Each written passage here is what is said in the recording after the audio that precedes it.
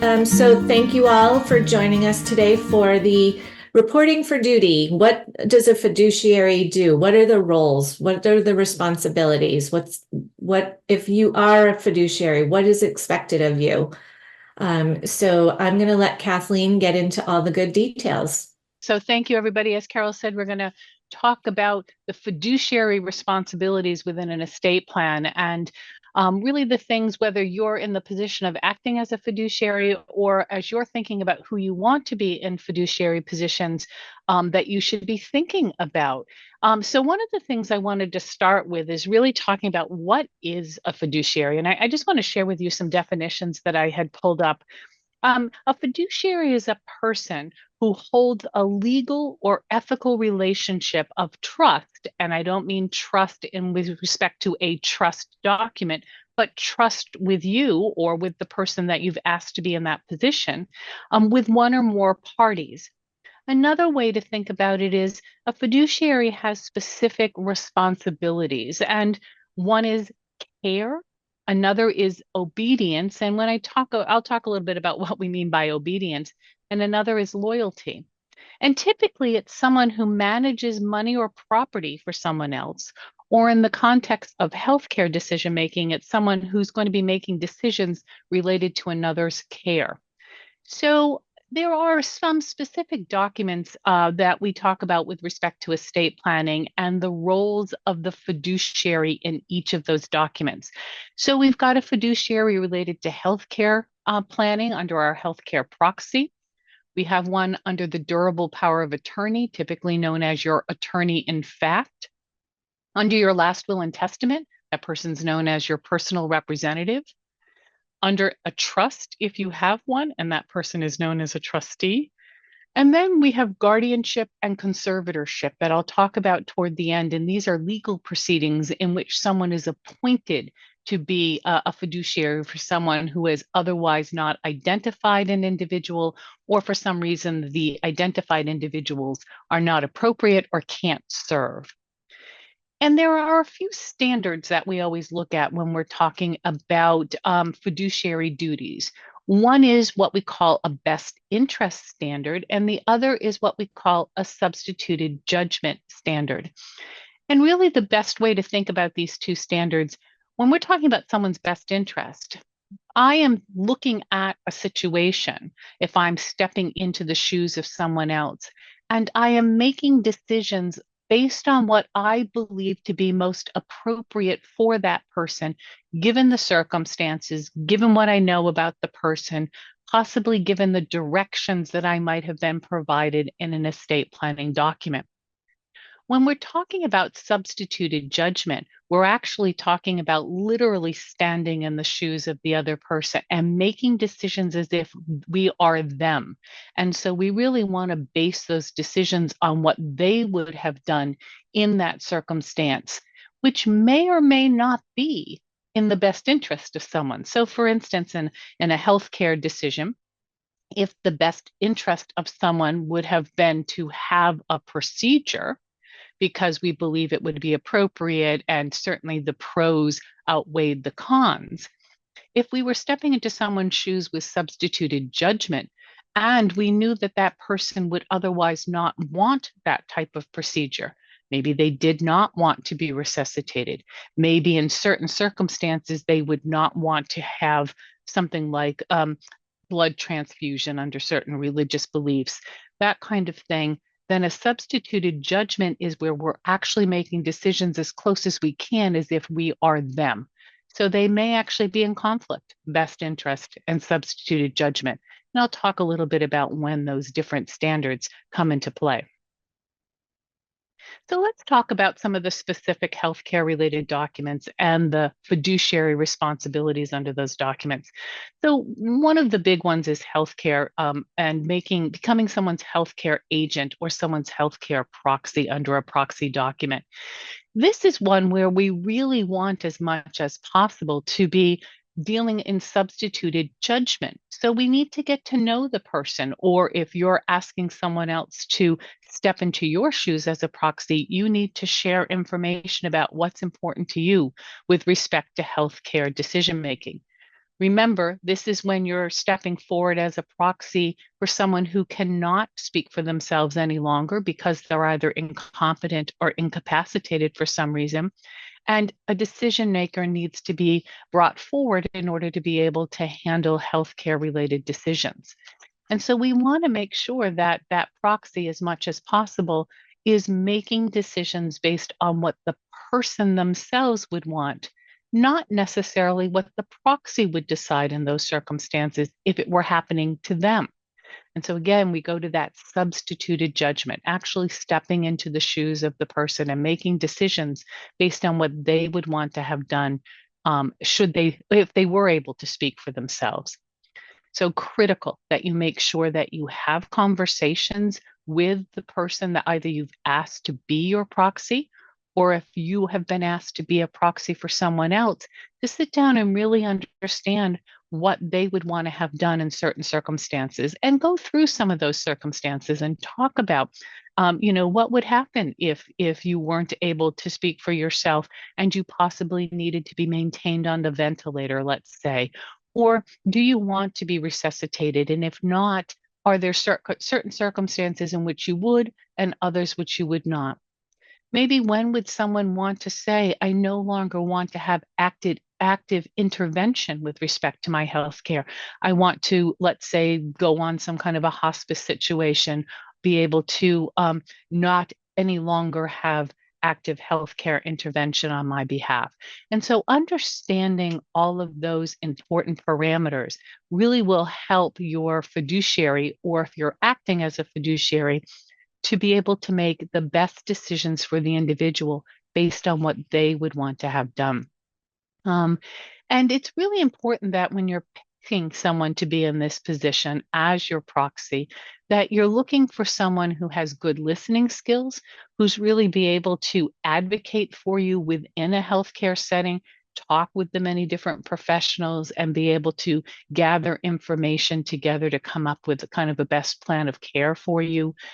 Someone who's trustworthy, again, someone who's going to be able to make decisions based on what you would want to have done, not what they would want to have done in that circumstance. And someone who's trustworthy, who's going to be available and who's going to be willing to step forward and act if necessary. Because with a healthcare proxy, remember, they're only stepping into your shoes if you're incompetent or incapacitated. And if you wait too long to have these kinds of conversations with someone, you're not going to make sure that they have the right framework to make decisions on your behalf. Another document that we use very frequently in planning is a durable power of attorney. And a durable power of attorney, again, is a very broad-based document that you name someone to step into your shoes to make decisions for you, usually within the financial realm. They're really making decisions about everything except healthcare decision making. And there are two types of proxies, or excuse me, powers of attorney. There's one that becomes effective on the day you sign it. And so this document is where you're naming someone as your attorney, in fact, to be able to step into your shoes and manage financial decisions, pay bills, all of that on your behalf. But you don't necessarily have to be either incompetent or incapacitated. You might be perfectly capable of being able to manage your own decision making, but you just don't want to deal with something. Maybe you don't want to deal with your retirement plan. You don't want to speak with the life insurance company, and you want your attorney, in fact, under your power of attorney to be able to do that for you. So in this case, you're completely confident, but you've asked somebody else to step forward and be able to help you manage things. The other type of durable power of attorney is called a springing power of attorney. And this is where somebody first needs to be declared incompetent or incapacitated. And usually that's through some kind of documentation from a healthcare provider like a physician, who will write a letter saying that the individual is no longer capable of being able to manage their own financial affairs. And now the power of attorney is activated. And the person that you've named to be your attorney, in fact, can then move forward and act on your behalf. Remember, it's an extremely broad-based document that gives a tremendous amount of authority to someone to be able to step into your shoes. And in this case, oftentimes it's a combination. It is both best interest and at times substituted judgment. This is a person who's having to make decisions in real time based on what's happening at that moment and being able to manage your finances, what we call within a prudent investor standard, meaning that they're making decisions in which they're not risking your property or risking monies that you may have. They're making sure that their financial security is one of the primary concerns, and they want to make sure that they're acting so that they're not putting your finances at risk or your, property at risk. And so they really need to make sure that they're acting in your best interest at that point. Possibly decisions about how your finances are invested, things like sale of property or maintenance of property. If you have property and someone is acting as your power of attorney because you're not able to manage things yourself, they need to make sure that there's appropriate insurance on that property, that it is not being left, to the elements, that it's being properly maintained, all of those kinds of things. So someone acting under a power of attorney has a tremendous amount of responsibility as your fiduciary to do what is really in your best interest as they move forward with decision making. Oh, I don't want that. Some of the things to think about when you're thinking about who would be a good power of attorney or what we call your attorney, in fact, again, is someone who has good listening skills, who's going to be willing to listen to what your concerns are and the things that they may need to be able to manage on your behalf. Certainly someone who's trustworthy, because remember, this is somebody who's going to be having access to your financial world, who's going to be able to step forward, make decisions about finances, sell your property, pay bills, access all of your funds.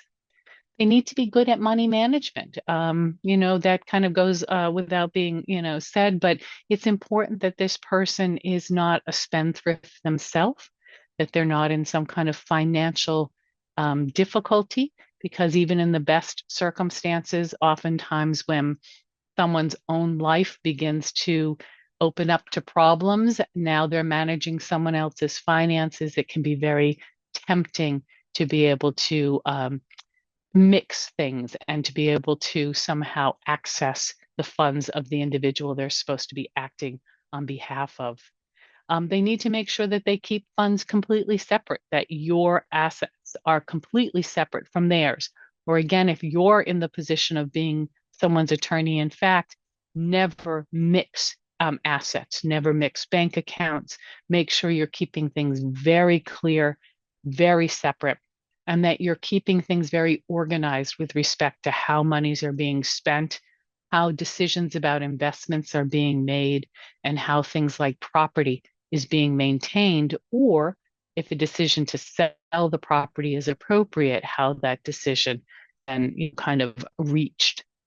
And again, you need someone who's going to be a clear decision maker, so that it can be very difficult when you're acting as somebody's power of attorney, as their attorney in fact, and they own property like their primary home.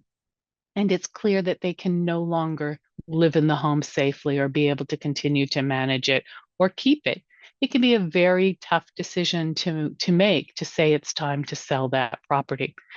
So someone who can be a clear decision maker and can really take on some of what can be very difficult decisions on behalf of the person that they are acting, for. So attorneys, in fact, powers of attorney, very powerful documents. You want to make sure you've got somebody who's very trustworthy in that position. And if you're acting as somebody's power of attorney, you want to be very clear what's theirs, very separate from what is yours, and that you're doing things on the best interest of that person, so that they can continue to live the best life possible. Things like your last will and testament also has a fiduciary named in it. So the documents I just talked about, the power of attorney and the healthcare proxy, those documents are in place while you're still alive, and someone is acting on your behalf while you're still alive. And so their fiduciary responsibility is to you, either under the power of attorney or under the healthcare proxy. Once we're talking about a last will and testament, we're talking about a document that doesn't become effective until your death. And so a personal representative under the last will and testament has a responsibility to the estate that they're managing and the beneficiaries of that estate. So their fiduciary duty is no longer to you, it's to your beneficiaries and to the estate itself that they are managing. And so you want to make sure when you're talking or when you're choosing someone to be in this position, again, it's really important that you have somebody who has good organizational skills because they may be dealing with many different assets. They may be dealing with investment accounts, savings accounts, stocks, bonds. They may have property that they have to deal with. They have to deal oftentimes with personal property, like your stuff, your clothing, your furniture, maybe, mementos that you have. And so you need somebody who's organized and is going to be able to manage all of those assets. You need somebody who is going to be, again, trustworthy, somebody who's going to follow your wishes as they're outlined in your last will and testament, and make sure that your final wishes are followed and really that they are able to come to fruition so that the beneficiaries that you have identified really do benefit from your estate. They also have to take care of things like taxes, making sure the proper filings on those on your taxes, whether they be personal taxes, whether they be estate taxes, are properly managed. And they have to handle monies. They're handling assets for a period of time, even though the goal with a last will and testament is to ultimately get someone's estate distributed and to have it all closed down. There's a period of time in which that fiduciary is managing money, and they need to make sure that they're, again, following that prudent investment rule on behalf of the estate and on behalf of the beneficiaries, that they're not keeping things in risky investments that they might lose money and end up harming the beneficiaries or the estate. And you want to make sure that that person, again, is a clear decision maker, that they are willing to take hard decisions and to make them. Sometimes they're kind of more mundane things like who's going to end up getting certain mementos, who's going to get the jewelry, who's going to get other personal items that a personal representative has to make decisions on. Other times they have to make tougher decisions. Do they sell real estate that might be part of the estate? Does the will give them permission to do that? They really need to work with someone to understand what the will is telling them should be done so that they understand the parameters in which they should be functioning. And so somebody who's acting as a personal representative oftentimes works closely with attorneys, oftentimes work closely with financial advisors and tax individuals to make sure they're making the most appropriate decisions for how they're handling the assets of the estate before they get to the point of being able to distribute those off to the beneficiaries. So somebody who's, again, trustworthy, who's going to be able to stay organized and manage the assets appropriately, and who remembers that their responsibility is to the beneficiaries and to the estate itself. Trusts actually are a little bit of a hybrid between dealing oftentimes while someone is still alive and then dealing with after the death of that individual. So a trustee will have a certain fiduciary duty, let's say, to the person who has created the trust, what we call either the grantor of the trust or the trust maker, or the settler of the trust, during their lifetime. So when we're talking about a revocable or revocable trust, the trustee has a responsibility to the beneficiary of that trust, who is typically the person who has created and funded the trust. Now, oftentimes, if you have a revocable trust in place, you're the one who's wearing multiple hats. You are the beneficiary of the trust, you are the one who created the trust, and you are the trustee of the trust. But while you're alive, there can be other reasons why a trustee may step forward. A successor trustee could come forward if you become incompetent or incapacitated for any reason, or if you choose to say, I want to give another person the ability to be able to help me manage this trust. but it's always for that individual who created the trust and who's the beneficiary of the trust's benefit while they're alive. So again, this is on a revocable trust situation. And so the trustee has a fiduciary responsibility to that person who is the beneficiary during their lifetime. But typically, after the death of the beneficiary, the primary beneficiary of the revocable trust, there will be now successor beneficiaries who are named, who the trustee needs to now change their focus from a fiduciary responsibility to the individual who is now passed away. And now their fiduciary responsibility is to the remainder beneficiaries of the trust. And very much like a will, they may be handling property, they may be handling retirement accounts and other financial vehicles like investment accounts, stocks and bonds, etc. They have to make decisions about those assets and ensure that they're using the prudent investor standard and that they're not risking those assets, and that they're properly and prudently invested on behalf of the beneficiaries. Now, trusts, like an estate, can be something that we're quickly trying to close down. So we're trying to make sure that, we understand who the beneficiaries are, that we've gathered all the assets and we have them properly managed, and that we get out the benefit to the beneficiaries as quickly as possible. But some trusts are written in a way in which they go on for a period of time, and a trustee's job may last over a period of years, decades sometimes, depending on the type of trust that's being created. And so that obligation to the beneficiaries always remains. Some trusts even have multiple trusts that get created under the one trust umbrella.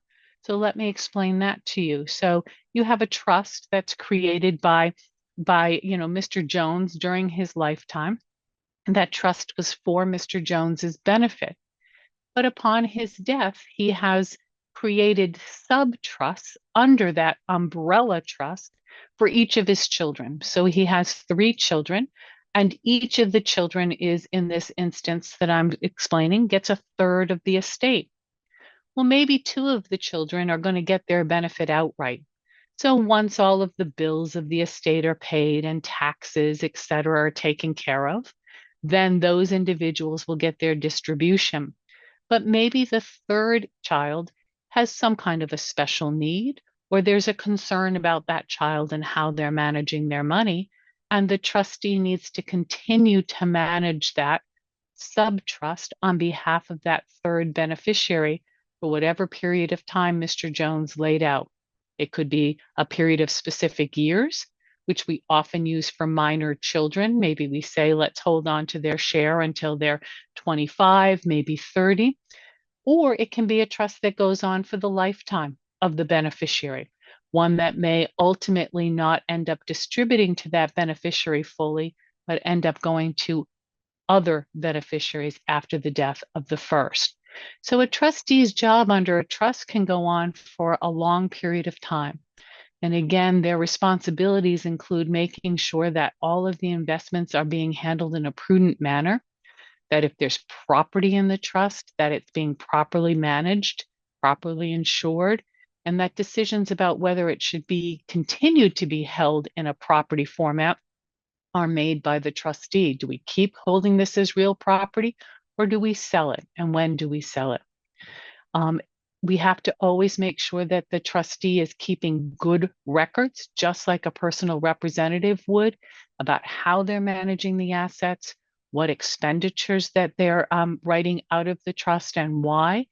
And they do an accounting. Oftentimes, trusts require an annual accounting to the beneficiaries so that the trustee can explain to the beneficiaries what they've done with the trust assets, what is in the trust, what types of expenses may come out of the trust, and what remains in the trust for each of the beneficiaries' benefit.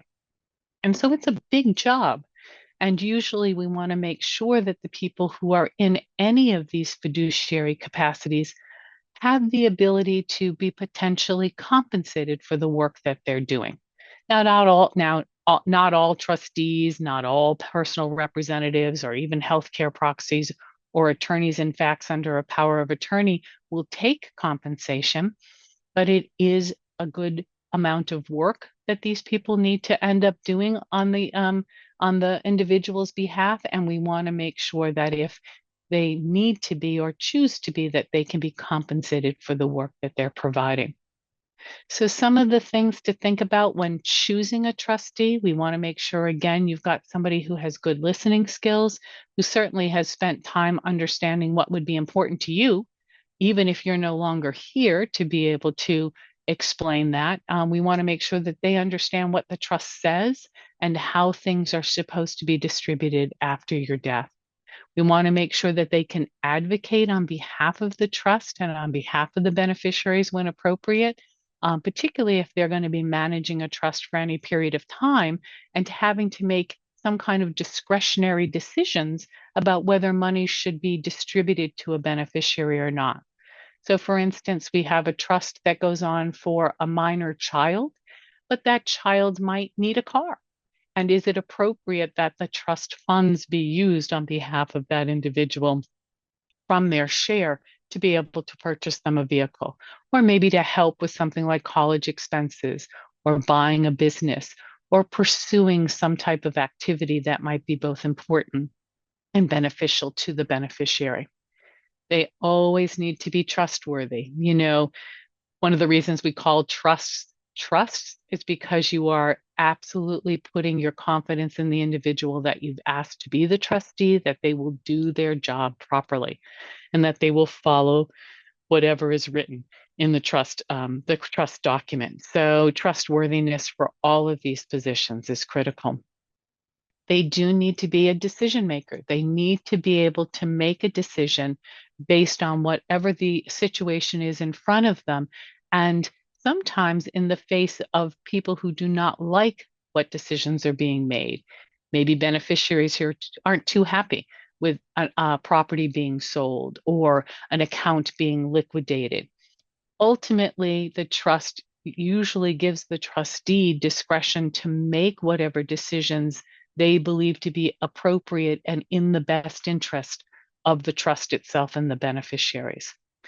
And we want someone who can use good judgment because, again, oftentimes the decisions they have to make are really judgment calls based, again, on what the circumstances are around them at the time and based on what the needs of the beneficiaries may be.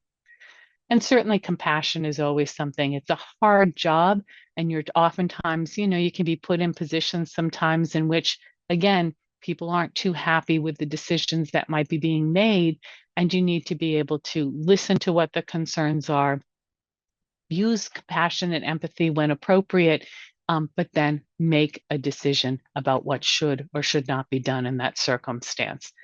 So someone under a trust in that position of a trustee, again, is a lot of work. And it's one in which you want somebody who really is competent to be able to manage many different types of assets. Now, they can always get help, just like the personal representative, or even, quite frankly, a power of attorney, or even under a healthcare proxy who might seek the help of other healthcare professionals. You can always, as a fiduciary under these documents, get assistance to help you make the best decisions. But ultimately, the decision lies with you as the fiduciary. So one of the things I want to talk about too is what happens if there is no estate plan in place, or for some reason, the people named under the estate planning documents don't want to act. And this particularly happens when someone is still alive, but they've lost their ability to manage their own financial affairs or to make healthcare decisions for themselves. And this is where we end up entering the world of probate and end up entering the court system. So in the court system, we have two paths here in Massachusetts. One is a guardianship and one is a conservatorship. And someone can have both a guardian and a conservator in place. And I'll talk about those. When someone doesn't have a healthcare proxy in place, or for some reason the appointed healthcare proxy is unable to act on their behalf. Then we want to get a guardian in place if that individual loses their competency or capacity to make decisions. A guardian, again, is a court-appointed process in which an individual is presented to the court, a petition is presented to name a specific person, and there's a hearing to decide whether this is an appropriate thing to do. The first part of that hearing is to decide whether the individual themselves has actually lost their competency or capacity. So they have to be adjudicated as incompetent or incapacitated. And the other part of that is whether the individual who is being petitioned to be appointed is actually an appropriate person to act in this position or not. So it is a court proceeding. It can get, they can be very simple court proceedings in the sense that if everyone is in agreement, they can be a fairly comprehensive but quick, I shouldn't say quick, nothing in the courts are quick, but a process that doesn't have too many bumps in the road. But this is also, because it's a court hearing, a place where there can be a lot of disagreement and dissension, people who don't agree in the family or in the person's wider group of people who care for them, about who's going to be a decision maker, how those decisions are going to be made. So it can be a place where there's a lot of disagreement and dissension. And that can then cause a lot of complications with respect to the court hearings, and it can drag it out. It also can end up being a very expensive route to go on, to be having to have a guardianship or conservatorship put in place. The conservatorship proceeding is when someone doesn't have something like a power of attorney in place. So they don't have a document in which someone has been identified to step into the person's shoes to manage their financial affairs. And a conservatorship is a role in which the individual now is going to manage the financial estate of the person, including all of their financial assets, their property, bank accounts, income, all of those types of issues fall under the conservatorship. Now, one thing to remember about both conservatorships and guardianships is that because they're court proceedings, they do have ongoing court oversight. Unlike a healthcare proxy or a power of attorney, which is done completely outside of the courts, and the individual acting in the fiduciary capacity has only an obligation to the person they're acting on behalf of. In a guardianship and conservatorship proceeding, that individual acting in the fiduciary capacity not only has responsibilities to the individual that they're acting on behalf of, but they have ongoing responsibilities to the court, including annual reportings to the court, whether it be care plans that need to be reported or annual accountings to the court about how monies and property are spent and maintained. But you also don't have the ability as the fiduciary in a guardianship or conservatorship to make as broad a range of decisions. So for instance, under a guardianship, if someone is hospitalized and needs to go into a nursing home, that requires specific court authority that the court will approve the placement of someone into a nursing home. They need to approve the use of antipsychotic medications. Where under a healthcare proxy, there's no court authority necessary for the proxy to make those types of decisions on behalf of the individual. In a conservatorship situation, again, there's court authority that's needed to sell someone's real estate. There might be court authority necessary to end up dissolving things like retirement plans or pension plans. And so there is this need for constant court oversight and potential intervention. Where under a power of attorney, again, depending on what authority is in that power of attorney, usually the attorney, in fact, has a very broad range of the decisions they can make, and they don't need any kind of court authority to move forward. So understanding how the courts come into play if decision-making documents are not in place, or the people named in the decision-making documents are not willing to act or unable to act, it's really important to understand that you end up being thrown into this very different world, the world of the court proceedings, and that there's much more oversight and much more accountability to courts. And it becomes a much more expensive process, as opposed to being able to have private documents that you've created to name the healthcare proxy and power of attorney of your choice. So just looking to kind of wrap things up, fiduciary position, whether you're naming people who are in that fiduciary position or you are acting in that fiduciary position, it's really important to know that you have a responsibility to the person you're stepping into, to whose shoes you're stepping into. You want to know whether you're acting as in their best interest or whether you're acted in a substituted judgment situation. To really understand what your responsibilities are as a fiduciary and to make sure that you are approaching it appropriately. And if you're naming somebody in those positions, do remember that you're giving a lot of authority potentially to someone else. So you want to make sure that you're providing them with as much guidance as you can. Talk to the people that you've asked to be in this position.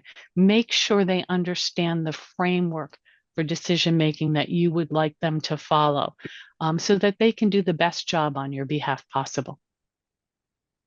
Great. Thank you, Kathleen. There is a question from someone that they moved here to Massachusetts from New Jersey, and they have a will from executed in New Jersey. Is that accepted in Massachusetts? So it is. When someone moves from one state to another, certainly the documents that were produced in the first state are going to be, for the most part, accepted. So something like a will would be accepted. However, we have to go through some extra steps at the time that we actually present the will. So at the time of death, when we present the will to the court, we have to prove to the court that that will was actually valid in the state that it came from. And so we have to go through a little bit extra wrangling on that. Now, things like durable powers of attorney and healthcare related documents can vary pretty widely state by state, particularly with respect to healthcare decision making. So, for instance, here in Massachusetts, we have a proxy document in which we name a person to step into our shoes. Our proxy document doesn't really talk about the specifics of what someone would want. It just gives authority to the person that we've named who can now make decisions on our behalf. In other states, they actually have healthcare, things like healthcare directives, in which a person outlines exactly what they would or would not want to have done in a certain circumstance. And so it's not naming a person to step into their shoes, it's outlining for themselves what they do or do not want to have done. And so if you're coming to a new state, we always recommend that you do sit down with a professional and make sure that there's nothing in your documents that really should be updated to reflect that state's laws. Powers of attorney, for instance, most states have their own statute regarding what the authorities of a power of attorney or an attorney in fact may do under a durable power of attorney document. And so you really want to make sure that you're following that state's rules. Thank you. There aren't any more questions, except a couple of people have asked me about the cost if an attorney does act as a trustee or a power of attorney. And I'm sure that that cost varies, I mean, depending on how much time is put in, the hourly rate of the attorney. And if you want to speak a little bit about our attorney fiduciary program that we have,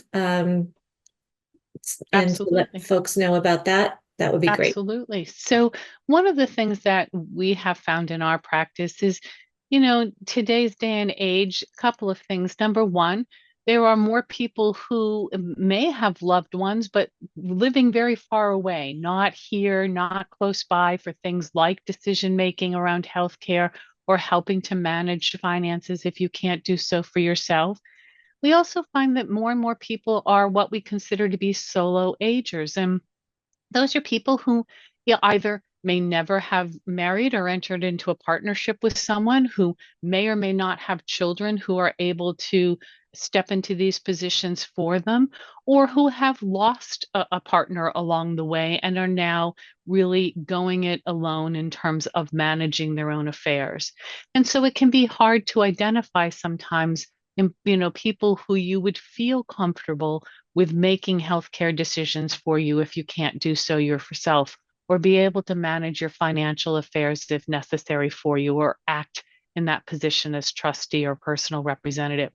We do have a program called our Attorney Fiduciary Program, and this is where, if appropriate, and you choose to do so, you can name our office or one of our attorneys in the office to be able to be in those fiduciary positions for you. Now, when we're talking about particularly durable powers of attorney and healthcare related documents, as you can imagine, this is something where if we're going to act in your stead, we need to make sure that we have a fairly close relationship, that we know what's important to you, that we take the time to really understand your healthcare needs, to be able to understand what the parameters are for decision making for you. And so we, part of our program, it does usually involve a retainer that we take with the client to make sure that if we do have to step into your shoes, that there is a way of being able to fund the services. As Carol said, one of the questions is, what does an attorney charge? And then, if we do, and only in the situation in which we do step into your shoes, then we do end up charging for the time spent either as your attorney in fact or as your healthcare proxy decision maker in that role as a trustee or in the role as a personal representative. We find that it's a position that, we don't take by any means lightly. It really is a position of honor to be working with our clients in this way, and to make sure that we function in a way that really does meet your needs and keep your best interest in mind. Or if it's a substituted judgment, that we understand as closely as possible what your decision making would be, particularly in healthcare situation, so that we can follow your wishes as closely as possible when you're not able to speak for yourself. Right. Thank you. What about including children's spouses in trust management? I always say that ultimately, your family relations better than I ever would. But I always try to give some guidance in terms of the both pros and cons of that. There are certain families that including a spouse, whether it be as a fiduciary, might be helpful, particularly if you have a smaller family and truly everyone interests align. So that if your child was not able to step in and you wanted to name their spouse, and we know that ultimately the beneficiaries are going to be people that everyone has the same kind of interest of protecting and taking care of. But it can also get very complicated. What happens if that marriage ends up dissolving for some reason? Or, sometimes spouses can end up controlling things in ways that we might not feel comfortable or want them to be doing. It also can be a situation where if you've got multiple, what I always call the outlaws, the people who have married into the family, you have to also think about how does that affect the relationship between the people who they might be managing things on behalf of, the other beneficiaries. So it's certainly something that can be considered. I mean, you never just say those people are not appropriate to be in this position, but you really want to talk through, why would you want this person? What's the benefits? What's the potential downsides of having this particular person? And talk through as much as we can how this might affect the other people who might be benefiting from the estate at some point. Right. Thank you. That's it for the questions. Thank you so much, Kathleen, for all that information. Thank you, everybody, for joining us today. I hope that cleared up a lot of questions about what the roles of fiduciaries take on. and I hope everybody has a great afternoon.